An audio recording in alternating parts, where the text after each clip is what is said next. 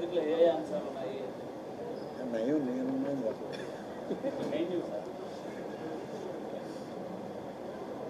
శ్రీమతి K శాంతి అనే అమ్మాయి మా డిపార్ట్మెంట్లో అసిస్టెంట్ కమిషనర్. ఆమె ఇవాళ సస్పెన్షన్లో ఉంది. అంటే ఇది మేము సస్పెండ్ చేసింది కాదు, ఇంతకు ముందే ఈమెని సస్పెండ్ చేయడం జరిగింది. ఈమె గతంలో మా దగ్గర 2019లో ఆమె సర్వీస్ కమిషన్ ద్వారా ఆమె సెలెక్ట్ అయ్యి, అంటే అప్పటికి ఉమ్మడి రాష్ట్రంలోనే సెలెక్ట్ అయింది. రాష్ట్రంలో సెలెక్ట్ అయ్యాక ఆమెకి పోస్టింగ్ డైరెక్ట్ రిక్రూట్మెంట్లో 2020లో ఇచ్చారు. అప్పుడు సర్వీస్ కమిషన్ ద్వారా వచ్చిన దాంట్లో మా దగ్గర అసిస్టెంట్ కమిషనర్ పోస్టులకి డైరెక్ట్ రిక్రూట్మెంట్లో సెలెక్ట్ చేయాలంటే కొన్ని నిబంధనలు ఉన్నాయి. లా గ్రాడ్యుయేట్ అయి ఉండాలి, 3 సంవత్సరాలు లా ప్రాక్టీస్ చేసి ఉండాలి యాజ్ లాయర్గా. ఇవన్నీ ఉన్న వాళ్ళకి ఎలిజిబిలిటీ ఇచ్చాం. ఎలిజిబిలిటీ పెట్టి చేస్తే ఆమె వచ్చింది, సెలెక్ట్ అయింది. సెలెక్ట్ అయిన తర్వాత 3 మాసాలు ట్రైనింగ్ అయింది. ట్రైనింగ్ అయిన తర్వాత ఆమె సెలెక్షన్ కూడా షెడ్యూల్ ట్రైబ్ కమ్యూనిటీలో ఆ కేడర్లో సెలెక్ట్ అయింది. ఈమె రాయలసీమకి చెందిన కర్నూలు జిల్లాకి నంద్యాల ప్రాంతంలో ఉన్న ఎరుకుల బై క్యాస్ట్. రాజ్యాంగంలో ఉన్నటువంటి నిబంధనల మేరకు కలెక్టర్ సర్టిఫికేట్ అన్నీ ఉన్నాయి. దాన్ని బేస్ చేసుకొని ఆమెకి అది ఇవ్వడం జరిగింది. 3 మాసాలు ట్రైనింగ్ పూర్తయిన తర్వాత ఆమెకి విశాఖపట్నంలో ఆమెకి పోస్టింగ్ ఇచ్చాం. 21/4/2020లో assistant commissioner posting, direct posting. ఆమెకు పోస్టింగ్ ఇస్తే 24వ తేదీ పోయి చేరింది అదే మాసం as assistant commissioner and executive officer. చేరినప్పుడు ఒక ఆలయం ఆసిలమిట్ట అనేటువంటి ప్రాంతంలో శ్రీ సంపత్ వినాయకర్ ఆలయంలో మొదటి పోస్టింగ్. అది ఏసీ క్యాడర్ టెంపుల్. ఆమెను అక్కడ వేయడం. ఇక అక్కడి నుంచి ఆమె వివిధ దేవస్థానాల్లో పనిచేస్తూ వచ్చింది. ఎక్కువ సమయం విశాఖపట్నంలోనే చేసింది. తర్వాత శ్రీ ఎర్నిమాంబ అమ్మవారి దేవస్థానం, జ్ఞానపురం, విశాఖపట్నం. తర్వాత కొంతకాలం కనక మహాలక్ష్మి అమ్మవారి దేవస్థానం, బురుజుపేట, ఇలాంటి ఆలయాల్లో ఆమె ఈవోగా ఉంటూ వచ్చింది. Assistant commissioner and executive officer Venugopala Swamy వారి దేవస్థానం, నేమాలి, ఎన్టీఆర్ డిస్టిక్లో కూడా పనిచేసింది. తర్వాత అడిషనల్ ఛార్జ్గా ఉండడం జరిగింది. ఆ తర్వాత తను కృష్ణా జిల్లాలో ఎండోమెంట్ ఆఫీసర్గా ఎన్టీఆర్ జిల్లాలో పనిచేయడం జరిగింది.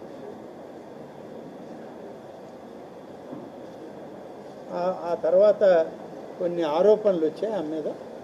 ఆరోపణలు వస్తే దీని మీద మా అడిషనల్ కమిషనర్ ర్యాంక్ అధికారులు ఆమె మీద ఎంక్వైరీ చేశారు. ఎంక్వైరీ చేసిన తర్వాత ఆమె ఏదైతే తప్పులు జరిగాయని నిర్ధారణ అయిందో ఆ నిర్ధారణ పైన ఆమెని సస్పెండ్ చేయడం జరిగింది. ఆమె సస్పెండ్ చేసింది 2/7/2024లో సస్పెన్షన్ ఆర్డర్స్ ఇచ్చాం. ఆమె సూపర్విజన్ బాగలేదని, జరిగిన అవినీతిలో తప్పులు ఉన్నాయని, పొరపాట్లు చేసిందని, అడ్మినిస్ట్రేషన్లో కూడా ఆమె సరిగా పనిచేయలేదని అనేక ఆరోపణల మీద డిపార్ట్మెంటల్ ఎంక్వైరీ చేశారు. డిపార్ట్మెంటల్ ఎంక్వైరీలో ఈమె తప్పు చేసిందనే తేలింది. అయితే మేము సస్పెండ్ చేశాం. అయితే ఆమె దురదృష్టం, సస్పెండ్ చేసే టైంకి తెలుగుదేశం ప్రభుత్వం అధికారంలో వచ్చింది. వైసీపీ ప్రభుత్వం ఉంటే అది జరిగి ఉండదేమో నాకు తెలియదు. చాలా విస్తృతమైనటువంటి ఆమెకి పొలిటికల్ సంబంధాలు ఉన్నాయి. అది రాజకీయపరమైన సంబంధాలని అంటాను తప్ప నేను వేరే అనలేను, ఒక మహిళ కాబట్టి. కానీ మీడియాలో చాలా రకాలు వస్తున్నాయి, వాటన్నిటినీ నేను చెప్పగలిగింది కాదుగా. కానీ మా దగ్గర అనేక ఎంక్వైరీ రిపోర్ట్లు ఉన్నాయి ఆమె మీద, అన్నింటిలో తను తప్పు చేసిందనే ఉంది. దాని మీదే ఆమె దాదాపుగా 4-5 దేవస్థానాల్లో ఆమె సమయంలోనే ఎగ్జిక్యూటివ్ ఆఫీసర్గా చాలా అవినీతికి మార్గాల్ని అన్వేషించింది అని ఆమెని మేము ఇప్పుడు సస్పెన్షన్లో పెట్టాం. కానీ ఇంకొకటి 2 విషయాలు ఏంటంటే, ఆమె విల్లా కొనుక్కోవాలని మా కమిషనర్ పర్మిషన్ పెట్టింది.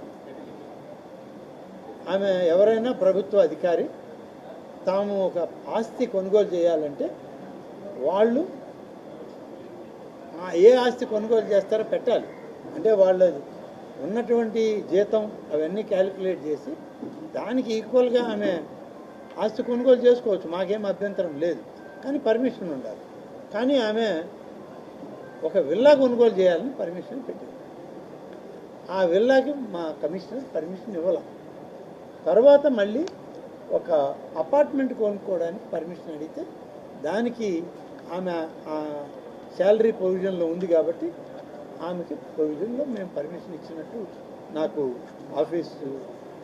ఆఫీసర్లు ఇచ్చిన సమాచారం. నాకేం రిటర్న్గా లేదుగా, ఆఫీసర్లు ఇచ్చిన సమాచారం.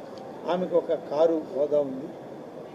ఆమె చెప్పింది పాపం, నేనేమి ఫ్లాట్ కొనుక్కోకూడదా అన్నది, కారు కొనుక్కోకూడదా అన్నది, నేను ఉన్నదాన్నేనయ్యా లేని దాన్ని కాదు అన్నది, నేను లాయర్గా చాలా మంచి ప్రాక్టీస్ వదులుకొని 54,000 జీతానికి వచ్చానని చెప్పింది.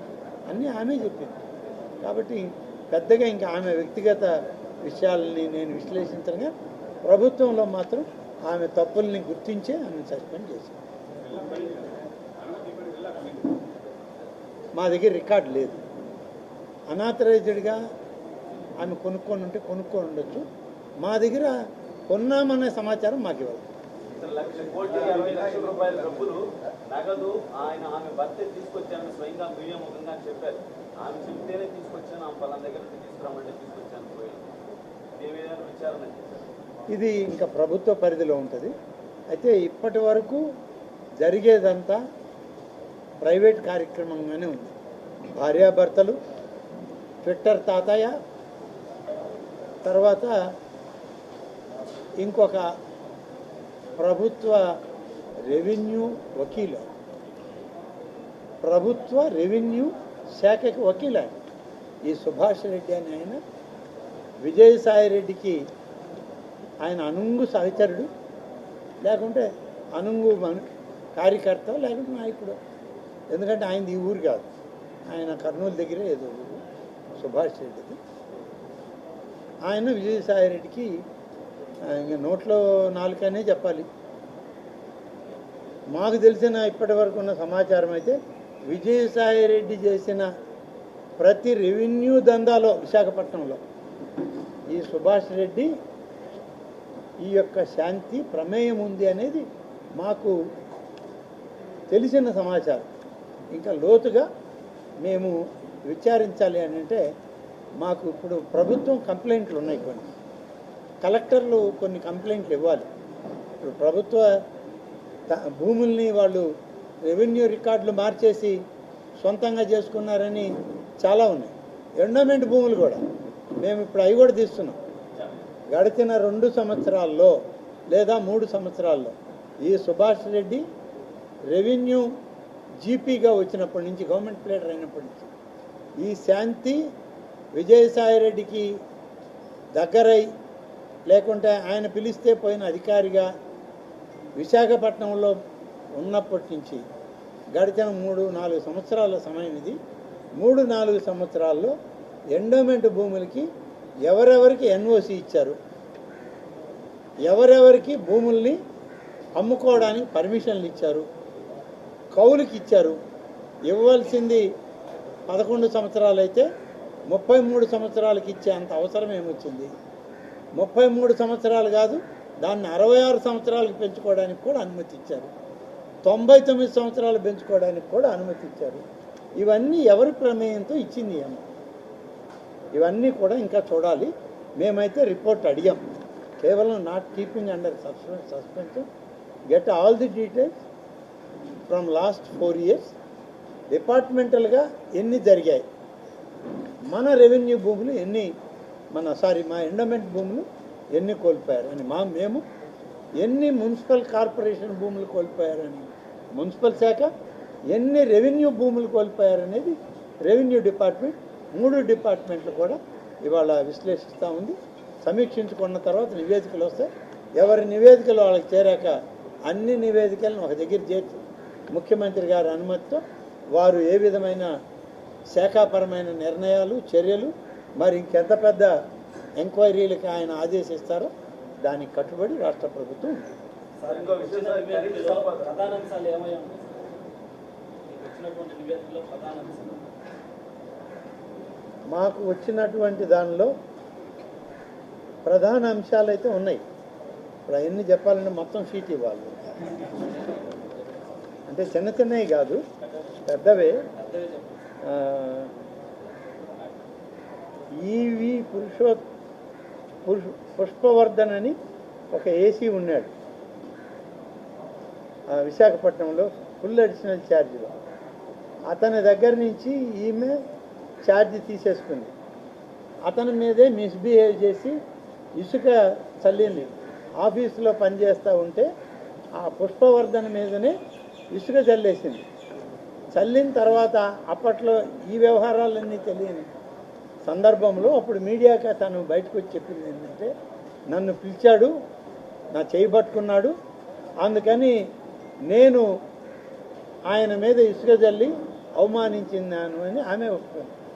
సో డిసిప్లినరీ యాక్షన్కి అప్పుడు రికమెండ్ చేయడం జరిగింది, ఇండిసిప్లిన్ జరిగింది. తర్వాత క్రిమినల్ యాక్షన్ కూడా లాడ్జ్ చేయమని మాకు రిపోర్ట్ వచ్చింది. తర్వాత ఇంకొకటి,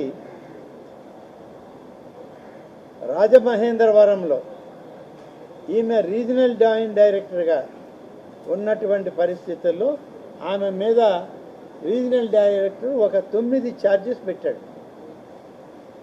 ఆ ఛార్జెస్ కూడా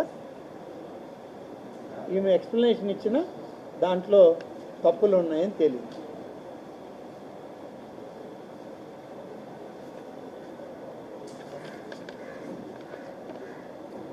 తర్వాత మీ మీడియాలోనే వచ్చింది, అంతా మా ఇష్టం, ఎవరేమనుకుంటే మాకేంటి అని ఒక హెడ్డింగ్. ఆ యాడ్వర్స్ న్యూస్ ఐటమ్ని కూడా మేము కూడా ఎంక్వైరీ చేయడం జరిగింది. దాని మీద డిసిప్లినరీ యాక్షన్ ఇనిషియేట్ చేయమని చెప్పాం. ఇది చెప్పింది కూడా 22లోనే చెప్పాం. అంటే 22 నుంచి జరిగినటువంటి కార్యక్రమాలు వీటన్నిటి మీద ఛార్జెస్ వచ్చాయి కాబట్టి ఇప్పుడు ఆమెని సస్పెన్షన్లో పెట్టాం. ఈమె ఒక్కటే కాదు, ఈమె ఒక డిప్యూటీ ఇన్స్పెక్టర్ని ఆమె అక్కడ ఈ కార్యక్రమాల్లో వాడుకుంది. అతని పేరు వి శ్రీనివాసరాజు, ఇన్స్పెక్టర్ ఎండోమెంట్స్, డిప్యూటీ కాదు, ఇన్స్పెక్టర్ ఎండోమెంట్స్. అతను కూడా ఇటువంటి విషయాల్లో సంపత్ వినాయకర్ ఆలయంలో వాటిల్లో ఈ తప్పులు చేయడంలో అతని పాత్ర కూడా ఉంది. ఎన్విఎస్ఎన్ మూర్తి జాయింట్ కమిషనర్ గారు ఒక ఎంక్వైరీ చేశారు.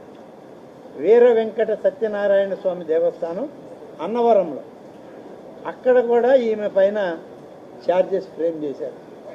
దాని మీద కూడా ఎంక్వైరీ చేశారు. 2 ఛార్జెస్ వచ్చాయి, అవి కూడా ఛార్జెస్ ఫ్రేమ్ చేశారు. వీటన్నిటి మీద షోకాజ్ నోటీస్ ఇచ్చారు. ఇచ్చిన తర్వాత ఆమెను తర్వాత మళ్ళీ ఏం చేశారంటే, ఆమెను బహుశా ఆంధ్రజ్యోతి పేపర్లో కూడా ఈమె మీద, సరే అది ఇటీవల జూన్లో వచ్చిన న్యూసెస్ అవన్నీ, వాటి మీద కూడా రీజనల్ జాయింట్ డైరెక్ట్ కమిషనర్ ఆయన మళ్ళీ ఎంక్వైరీ చేశాడు, ఒక సబ్మిట్ చేశాడు. తర్వాత ఈమె పైన ఫైనాన్షియల్ లాస్లు ఎక్కువగా ఉన్నాయి అని చెప్పి డిస్ట్రిక్ట్ ఎండోమెంట్ ఆఫీసర్ ఎన్టీఆర్ డిస్ట్రిక్ట్లో ఆమె మీద 9 ఛార్జెస్ ఫ్రేమ్ చేశారు. అవన్నీ కూడా ఎక్స్ప్లెనేషన్ అడిగితే ఇంకా సస్పెన్షన్ అయినా కూడా ఆమె ఇంకా ఎక్స్ప్లెనేషన్ ఇలా మాది అవి కూడా చూడాల్సింది ఉంది. తర్వాత ఎఫ్ఐఆర్ అగెన్స్ట్ శాంతి అసిస్టెంట్ కమిషనర్ ఎండోమెంట్స్లో ఈ మీద ఎఫ్ఐఆర్ కూడా అరిలోవా పోలీస్ స్టేషన్లో కేసు రిజిస్టర్ అయింది. Case number 333/2022 case number under section 449, 323 తర్వాత 509 రెడ్ విత్ సెక్షన్ 34 ఐపీసీ అని ఈ మీద అసిస్టెంట్ కమిషనర్ గారి మీద పెట్టడం జరిగింది. ఈ కంప్లైంట్ల మీద ఈమెకి దీనికి కేసు ఎలా వచ్చిందంటే D Meena wife of D Ashok Chakravarthi అనే అతను కేసు స్టేషన్లో రికార్డ్ చేశారు. యాజ్ పర్ కంటెంట్స్ వాళ్ళు ఎఫ్ఐఆర్ బుక్ చేశారు.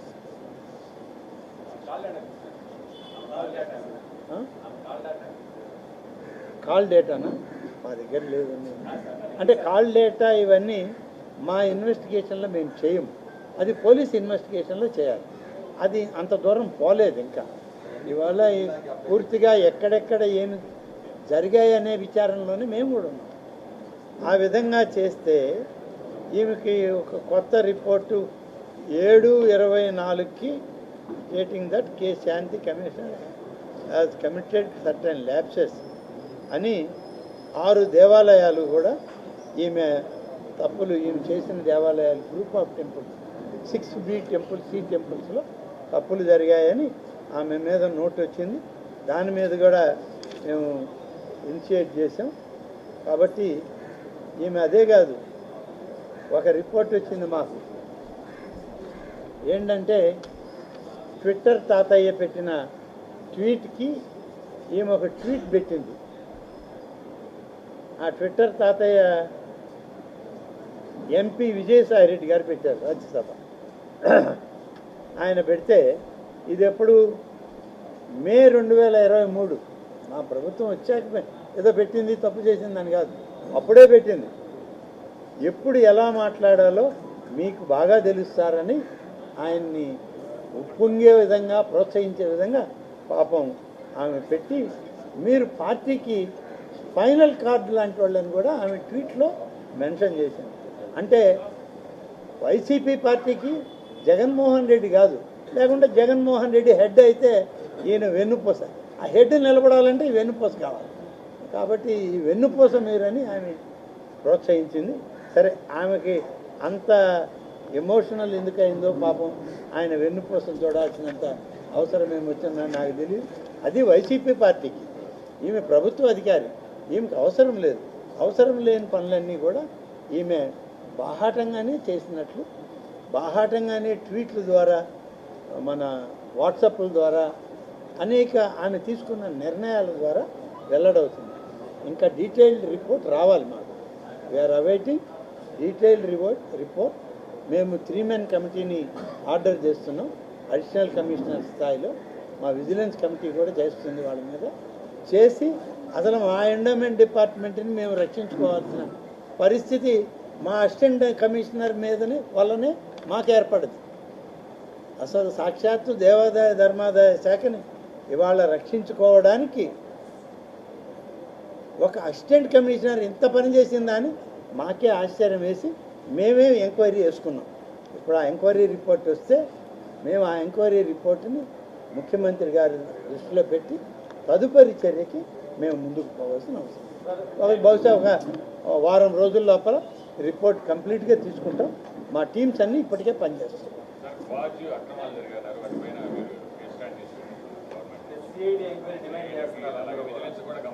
ఆల్రెడీ ఇది ప్రభుత్వ దృష్టిలో ఉంది.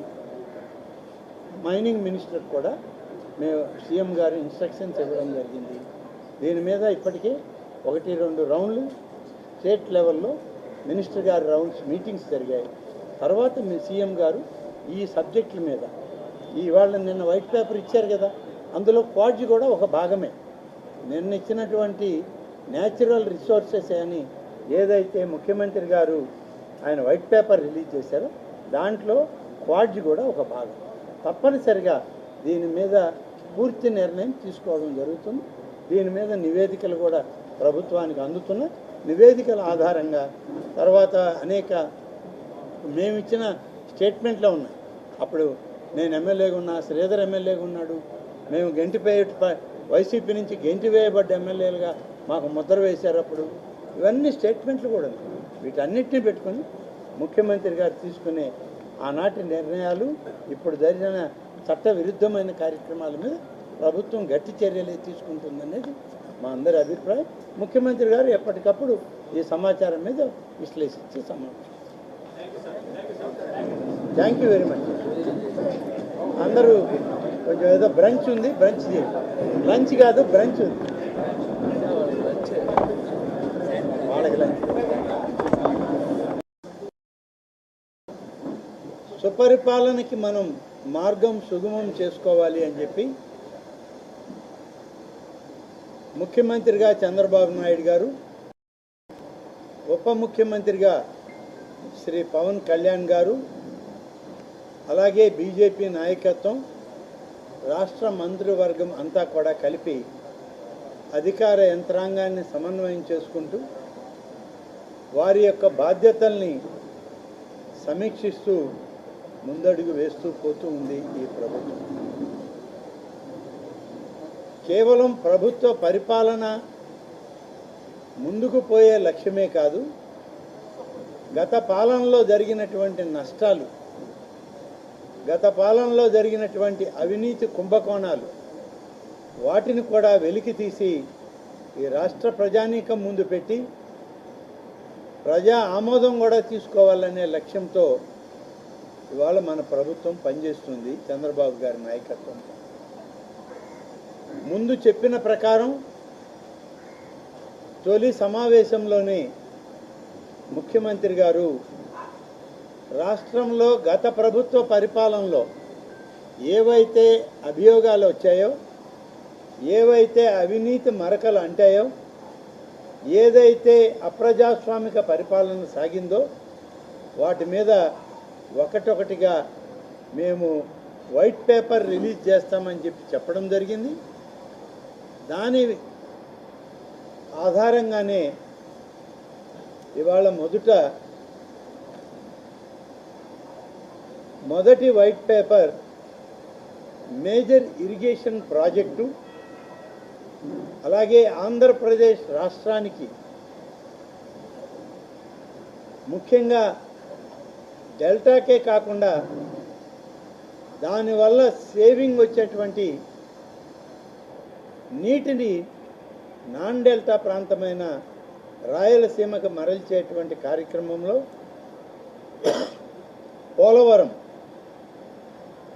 పోలవరం ప్రాజెక్టు ఎక్కడ తప్పు జరిగింది, ఎందుకు దీన్ని నిర్లక్ష్యం చేశారు, ఇప్పుడు దాని భారం ఎంత పడింది అనేటువంటి దానిలో మొదటి వైట్ పేపర్ ఆన్ పోలవరం ప్రాజెక్టుని విడుదల చేయడం జరిగింది. లాభ నష్టాలన్నీ కూడా స్వయంగా ముఖ్యమంత్రి గారే ఈ రాష్ట్ర ప్రజానీకం ముందు మీడియా సమావేశంలోనే చెప్పడం జరిగింది. అలాగే దానివల్ల రాయలసీమ ప్రజలకి, ముఖ్యంగా నెల్లూరు, ప్రకాశం జిల్లాల రైతాంగం ఏ విధంగా నష్టపోతుందో ఈ నీటి ఎద్దడి వల్ల అనేటువంటిది మనం పోలవరం ప్రాజెక్టు రాకపోతే ఎంత నష్టపోతామో కూడా మనం అధ్యయనం చేసి మీ ముందు పెట్టాం. ఇక రెండవది, రాజధాని లేని రాష్ట్రం. బహుశా ప్రపంచంలో ఏ దేశం, ఏ రాష్ట్రం కూడా రాజధాని లేకుండా ఉండదు. అటువంటి రాజధాని లేని రాష్ట్రంగా 5 సంవత్సరాల కాలం కనీసం సెక్రటరేట్కు పోతే పొరపాటున ఏమన్నా మీడియా ఎక్కడైనా రాజధాని సెక్రటరేట్కి వచ్చారు ముఖ్యమంత్రి అంటారని ఆ మాట కూడా రానివ్వకుండా చేసుకోవడానికి నాటి ముఖ్యమంత్రిగా ఉన్న జగన్మోహన్ రెడ్డి సెక్రటరేటే మానేశారు. సెక్రటరేట్ అనేది ఉంది అనేదే మర్చిపోయారు. ఆయనే మర్చిపోయాక ఆయన మంత్రివర్గ సహచరులు సెక్రటరేట్కి వచ్చేటువంటి అవకాశమే లేదు. అలాగే అధికారులు ఎక్కడికక్కడ హెచ్ఓడి ఆఫీసులు విజయవాడలోనో గుంటూరులోనో మంగళగిరిలోనో పెట్టుకొని సెక్రటరియట్ అనేటువంటి దాన్ని సచివాలయాన్ని నిర్లక్ష్యం చేసి తమ పరిపాలనని డైరెక్టరేట్లలో కమిషనరేట్లలో సాగించినటువంటి గత ప్రభుత్వ పరిపాలన మొదలుపెట్టి 10%, 15%, 20%లో నిలిచిపోయిన పనులన్నింటినీ కూడా అలాగే వదిలి చెట్లు మొక్కలు మొలిచిపోయి అసలు భవనాలే కనపడిన స్థితికి 5 సంవత్సరాల్లో రాజధానిని తీసుకొచ్చినటువంటి వైనాన్ని అమరావతి వైట్ పేపర్ అని చెప్పి ముఖ్యమంత్రి గారు మీడియా సమక్షంలో దాన్ని విడుదల చేయడం జరిగింది. ఇవాళ దాన్ని మళ్ళీ మొదలు పెడుతున్నాం. రాబోయే 2 సంవత్సరాల్లో ఒక అద్భుతమైనటువంటి అమరావతి రాజధానిని ఆంధ్రప్రదేశ్ రాష్ట్రానికి ఇవ్వడానికి 5 సంవత్సరాల కాల పరిమితి వచ్చింది కాబట్టి నిధుల వ్యయం కూడా పెరుగుతుంది. ఏది ఏమైనా సరే ఆంధ్రప్రదేశ్ రాజధానికి అమరావతే సరైన రాజధాని అని వాళ్ళు నిర్ధారణ చేసి ఎన్డీఏ నాయకత్వంలో అమరావతిని రాజధానిగా నిర్మాణం పనులు మొదలుపెట్టారు. జంగిల్ క్లియరెన్స్కే అంటే అక్కడ ఉన్నటువంటి మొలచినటువంటి తుమ్మ మొక్కలు పిచ్చి మొక్కలు తీయడానికే దాదాపు 35-36 కోట్ల రూపాయలు ఖర్చు అవుతాయి. ఆ 35-36 వేల కోట్ల రూపాయలు ఖర్చు పెట్టుంటే ఆనాడు ఆ 35-36 కోట్ల రూపాయల డబ్బే ఉండుంటే ఎమ్మెల్యే భవనాలో సెక్రటరేట్లో ఒక వింగో పూర్తయ్యేది. కనీసం ఆ ఆలోచన కూడా లేకుండా నిర్వీర్యం చేశారు. ఇవాళ జంగిల్ క్లియరెన్స్కి 35-36 కోట్ల రూపాయలు ఖర్చు పెడుతుంది అమరావతి కార్పొరేషన్. తిరిగి దాన్ని సన్నద్ధం చేస్తూ ఉన్నారు. అది 2వ వైట్ పేపర్. ఇక 3వ వైట్ పేపర్, అసలు మా హయాంలో విద్యుత్ ఛార్జీలు పెరగవు, 1 పైసా విద్యుత్ ఛార్జీలను పెంచం అని చెప్పిన జగన్ సర్కార్ దాదాపు 15 సార్లు విద్యుత్ ఛార్జీలు పెంచింది. అంత పెంచి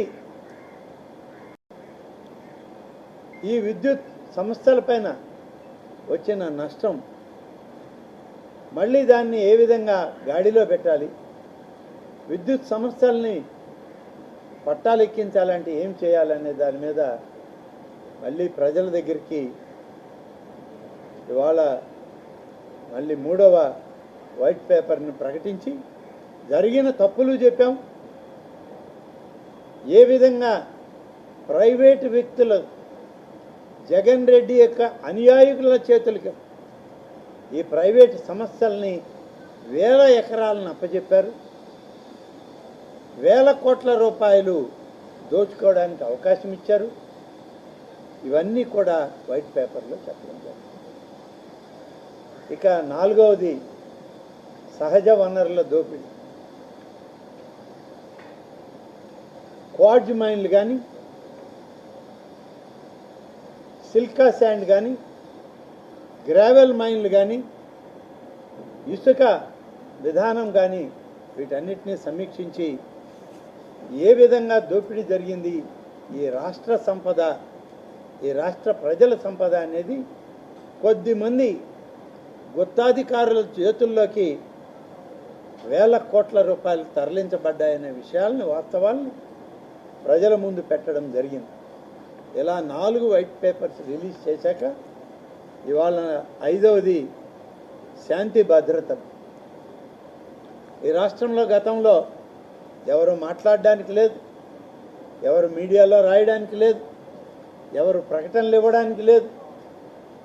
ఎక్కడైనా పొరపాటున ఏదైనా సమావేశంలో మాట్లాడితే వాళ్ళ మీద జులుము, రౌడీయిజం, దుర్మార్గం, దాడులు, గోండాయిజం ఇన్ని రకాలుగా హింసించడమే కాకుండా శాంతి భద్రతల్ని కాపాడుతామని వచ్చినటువంటి వ్యవస్థలను కూడా నీరుగార్చి వాటిని కూడా తమ జేబు సంస్థలుగా మార్చుకొని ఇవాళ వాటి మీద కూడా దాడి చేసే పరిస్థితి. కాబట్టి ఇవాళ శాంతి భద్రతల విభాగం ఏ విధంగా నష్టపోయింది, ఏ విధంగా నిర్వీర్యమైంది 5 సంవత్సరాల్లో,